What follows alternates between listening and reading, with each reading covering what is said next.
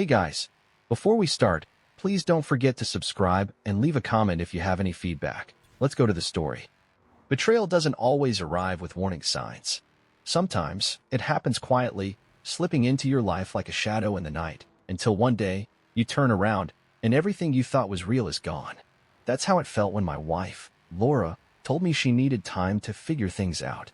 At first, I thought she meant therapy, a vacation, some space to clear her head. But what she really meant was this. She was going to live with our neighbor, Jake, for a month. And when she was done, she'd decide if she still wanted me. That was the moment I realized something horrifyingly simple. I had already lost her. My name is Mike. I'm 31 years old, and for a long time, I thought I had a solid, predictable life. I wasn't the kind of guy who chased wild dreams. I didn't thrive on drama or excitement. I had a stable job as a software developer, a house in a quiet neighborhood, and, until recently, a wife I thought I could trust. Laura and I had been together for almost 8 years. We met when we were young, me, fresh out of college and clueless, and her, a bright-eyed woman trying to figure out her career path. From the start, we were opposites. Laura was the kind of person who lit up a room. She was spontaneous and adventurous, the type who would convince me to take a last-minute road trip just because. I was the planner, the grounded one, and for a long time, that worked. She brought excitement into my life. I gave her the stability she claimed she never had.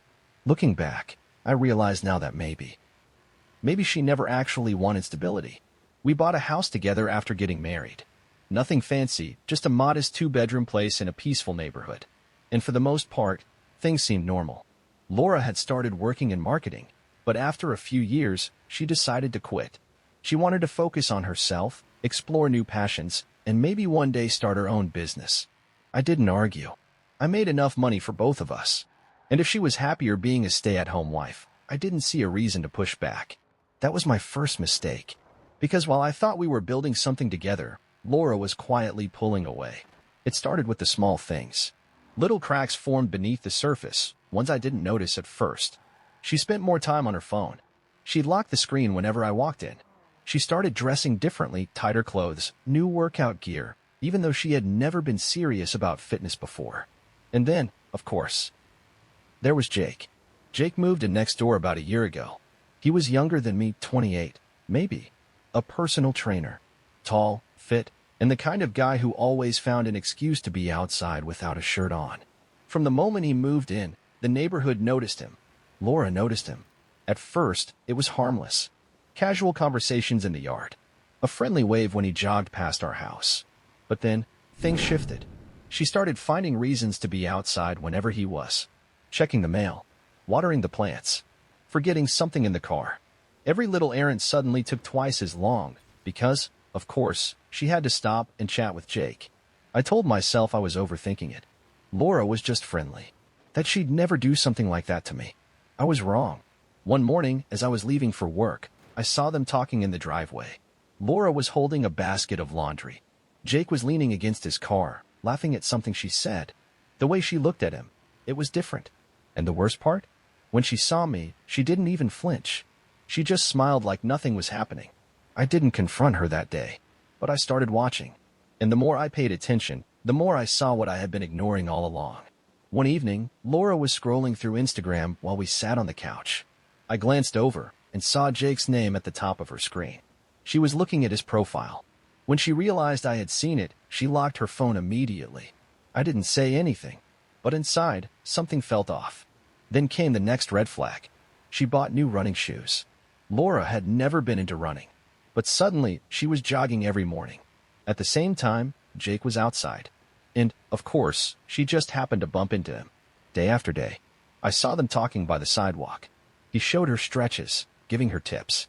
And when I asked her about it, "Oh, Jake's just helping me get into shape." I wanted to believe her, but the truth was staring me in the face. She was pulling away from me and getting closer to him. The breaking point came on a Saturday morning. Laura woke up late, looking anxious, her fingers drumming against the kitchen table. Something was wrong. I could feel it. And then, she said the 4 words that changed everything. "We need to talk." There's a moment right before your life falls apart. A second where everything feels normal, where you think maybe, just maybe, you're overreacting. And then, in an instant, it's gone. That was what it felt like when Laura said those 4 words. We need to talk. She sat across from me at the kitchen table, fingers tapping against the mug in front of her. She wouldn't look at me. I already knew, but I let her say it anyway. I need space, she said finally. The words felt rehearsed, practiced, like she had gone over them in her head 100 times before this moment. I set my coffee down carefully. Space for what? She exhaled sharply like she had been waiting for me to ask. For myself, she said. For my own growth. I studied her, trying to ignore the sick feeling curling in my gut. She was lying. There was something she wasn't saying, and I had a feeling I already knew what it was. Mike, I feel like I've lost myself in this marriage. That was her next excuse. Like being with me had somehow stripped her of her identity. Like she had sacrificed something. I wanted to be angry. To remind her that I had given her everything, a home, financial security, and the freedom to do whatever she wanted while I worked long hours. But I didn't say anything. I just let her keep talking, because I needed to hear the truth. No more excuses. No more carefully worded half-truths. The real reason. And finally, she gave it to me. I'm staying with Jake for a while.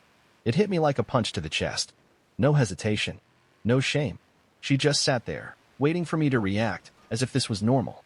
As if moving in with our neighbor, the guy she had been flirting with for months, was just a casual decision. I felt my jaw clench. Are you cheating on me? She flinched, just barely. I haven't done anything physical, she said quickly. But I need to explore my feelings, Mike. I need to know if, She stopped herself, but I already knew how that sentence ended. I need to know if I want to stay married to you. Silence stretched between us. Heavy. Suffocating. I wanted to yell. To ask her how she could do this, how she could sit there, and expected me to accept this. Instead, I swallowed the anger burning in my chest and said the only thing that mattered. If you walk out that door, don't expect to come back.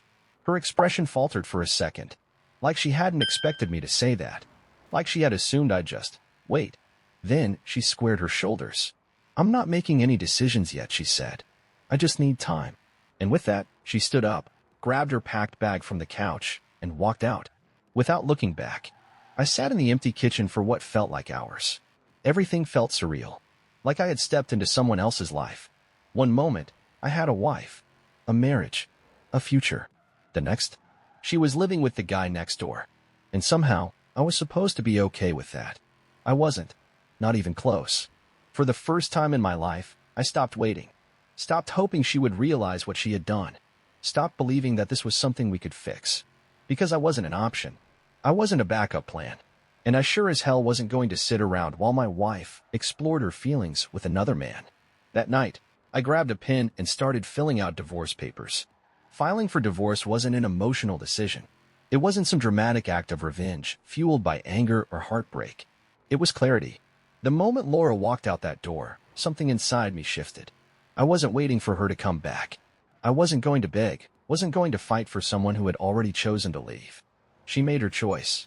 Now, I was making mine. I spent the next few days in a kind of numb autopilot. Work, eat, sleep, repeat. My routine didn't change, but everything felt different. The house was quieter. The bed was colder. And the worst part? I wasn't even sad. Just exhausted. Because when someone breaks you slowly, over months, years, when they chip away at you piece by piece, you don't fall apart all at once. You just wake up one day and realize there's nothing left to break. Laura, of course, didn't call, didn't text, didn't even bother to check if I was okay. And that told me everything I needed to know. But Jake? Jake wasn't so quiet. It started with the small things. A smirk when we passed each other outside. His car was parked just a little too close to my driveway, like he was marking his territory. And then, one afternoon, as I was grabbing my mail, he finally said it. Must be rough, man. I turned to look at him, heartbeat steady. He leaned against his porch railing, arms crossed. Smug. She's really happy. You know, he continued. Like, I don't think I've ever seen her this free. I didn't answer. Because he wanted a reaction. And I wasn't about to give him one. I took the divorce papers to a lawyer the next morning. He read through them, nodded, and then asked the one question I hadn't considered. What do you want out of this? I blinked. Just to be done with it, I said. He tilted his head. No assets? No fight over anything? I shook my head. I don't want anything from her. I just want her gone. That night, I sent Laura an email. No emotion. No anger. Just the facts. The divorce papers are ready. I need your signature by the end of the month. Less than an hour later, she responded. Can we talk first? For the first time since she left, I laughed. Because now? Now she wanted to talk? Now, she wanted to discuss the marriage she had already walked away from. No, she didn't get to do that. I typed back a single word. No. And I meant it. The moment I sent that email, something in me settled. For the first time since Laura left, I felt in control. No more waiting. No more hoping. No more wishing things had been different. I was done. And this time, I wasn't looking back. Laura, however, wasn't ready to let go. Over the next few days, she sent more messages. First, they were calm. Mike, I just want to talk. We owe each other that much. Then, when I didn't reply, they turned frustrated. You're being childish. At least have the decency to hear me out. And finally, desperate. You don't have to do this. Please, let's just meet. But I already knew what she wanted. She didn't want to fix our marriage. She wanted to keep me as an option. Something safe to fall back on if her little trial run with Jake didn't work out. And I wasn't going to be anyone's backup plan. A week later, she showed up at my house. I heard the knock while I was making coffee. Slow. Hesitant. I opened the door, and there she was, standing on the porch, looking almost nervous. She still looked like my wife. But she wasn't. Not anymore. Can we talk? She asked, voice softer than I had heard in months. I stared at her for a long second. Then I stepped aside. Not because I wanted to fix things, but because I wanted closure. She sat on the couch, fingers twisting in her lap. I made a mistake, she said finally. I exhaled through my nose, leaning against the wall. Which part? She flinched, but I didn't care. This wasn't my guilt to carry. I thought I needed something different, she admitted. I thought maybe Jake was what I'd been missing. I didn't react, because I already knew where this was going. She had tested the waters. And now? She realized they weren't as warm as she thought. Her eyes met mine. I still love you, Mike. A year ago, those words would have destroyed me. Now, they meant nothing. You love me, I repeated. But you left anyway. She swallowed. You love me, but you moved in with the neighbor. Silence. She couldn't argue, because we both knew the truth. It wasn't love that brought her back. It was fear. Fear that she had miscalculated. That she had burned a bridge she needed. And that wasn't love. That was regret. I sat down across from her, clasping my hands together. You know what I realized while you were gone? I said, my voice calm. She shook her head. I realized that if someone can leave you that easily, I said, they were never really yours to begin with. Her breath hitched. Mike, please. I stood up and walked to the door. Sign the papers, Laura. She stared at me, searching for any hesitation. She didn't find any. And when she finally walked out the door, she knew it was over. For good. Laura didn't sign the papers right away. I knew she wouldn't. Because for her, this wasn't about saving the marriage. It was about control. She wanted to be the one who decided when it was over. To be the one to end things on her terms. But I had already decided for both of us. And no amount of stalling was going to change that. The next few weeks were quiet. She stopped showing up. Stopped calling. Stopped texting. And for the first time in a long time, I felt peace. I wasn't waiting for her anymore. I wasn't checking my phone, wondering if she was going to come to her senses. I had let her go. And that freedom? It felt better than any apology ever could. But just when I thought she had finally accepted reality, she sent me one last message. Can we meet for coffee? I stared at the screen for a long time. I could have ignored it, could have deleted it, and moved on. But some part of me, some final, lingering piece, wanted to see what she had to say. So I agreed. Not for closure. Not for her. For me. We met at a small cafe on the other side of town. Somewhere neutral. Somewhere that didn't hold any memories. She was already sitting when I walked in. She looked different. Tired. Like someone who had finally realized what she had lost. She smiled when she saw me, but I didn't smile back. I just sat down. Waiting. She cleared her throat, folding her hands on the table. I signed the papers, she said. There it was. The words I had been waiting to hear. I nodded. Good. She hesitated. Are you sure this is what you want? I raised an eyebrow. Are you? She looked away. I already knew the answer. She hadn't come here to fix things. She had come to see if there was still a way back. If I was still the person she could fall back on when things got hard. She had made her choice. And now? She had to live with it. I stood up, tossing some cash on the table. This isn't a conversation anymore, Laura, I said. She looked up at me, eyes wide. I gave her a small, final nod. Take care of yourself. Then, I walked out. And this time, I never looked back. Walking out of that cafe, I expected to feel something. Relief, closure, maybe even sadness. But instead, I felt nothing. Laura had already become a ghost in my life. Someone I used to know. And now, with her signature on the divorce papers, I could finally let go of the last piece of who we used to be. The next few weeks passed in a blur. The house was quieter than ever. Her things were gone. Her scent had faded from the sheets. And slowly, bit by bit, I started to feel like myself again. For the first time in a long time, I wasn't carrying the weight of what if. What if I had done more? What if I had fought harder? What if I had seen the signs sooner? None of it mattered now, because I wasn't looking back anymore. I was moving forward. One evening, as I was locking up for the night, I heard a knock at the door. Not Laura. Jake. I opened the door just enough to meet his smug expression. Look, man, he said, flashing a grin. I just wanted to say, no hard feelings, yeah? I stared at him. No hard feelings.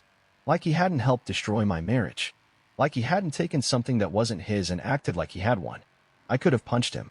Could have slammed the door in his face. Instead, I just smiled. Because I had already won. And he didn't even know it yet. Sure, I said. No hard feelings. His grin widened like he actually believed me. Like he thought he had gotten away with it.